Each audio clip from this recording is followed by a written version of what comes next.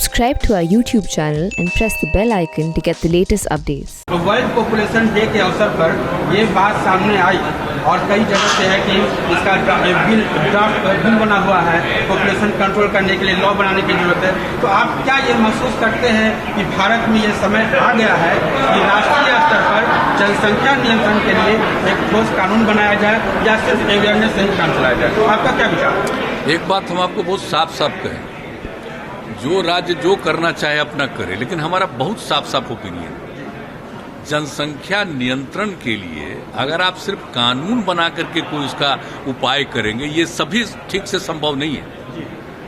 आप जरा चाइना का पता कर लीजिए, 1 से 2 किया, अब 2 के बाद भी क्या हो रहा है, तो आप देख लीजिए स्थिति, कहीं भी किसी देश का हालचाल देख लीजिए।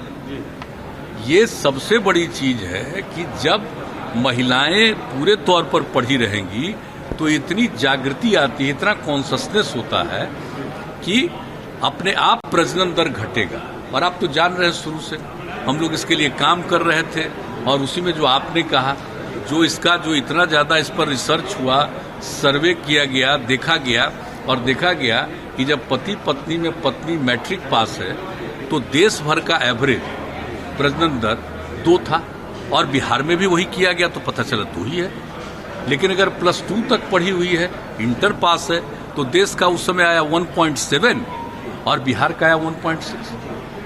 तो उसी समय तो यूरेका की भावना आई ना, हमको लगा कि भाई इतनी बड़ी चीज है, ये तो प्रजनन दर को कम करने के लिए। बिहार में कितना ज्यादा है आप जानते हैं, तो देखिए इससे काम शुरू करते करते घटते 4 के ऊपर था, अब उससे घटते 3 के पास पहुंच गया। लेकिन ये पूरे तौर पर होगा तो हमको पूरा भरोसा है कि 40 तक, हमको जो लगता है, मेरा अपना व्यक्तिगत, जो हम पूरा का पूरा करते हैं कि 2040 तक जरूर ये वृद्धि नहीं रहेगी और उसके बाद घटना शुरू होगी। तो इस तरह से जब बात है तो हम लोग तो इसी पर काम कर रहे हैं। लेकिन बहुत लोग लगता है खाली कानून बना देंगे और उससे हो जाएगा, तो वो तो अपना सोच है, अपना।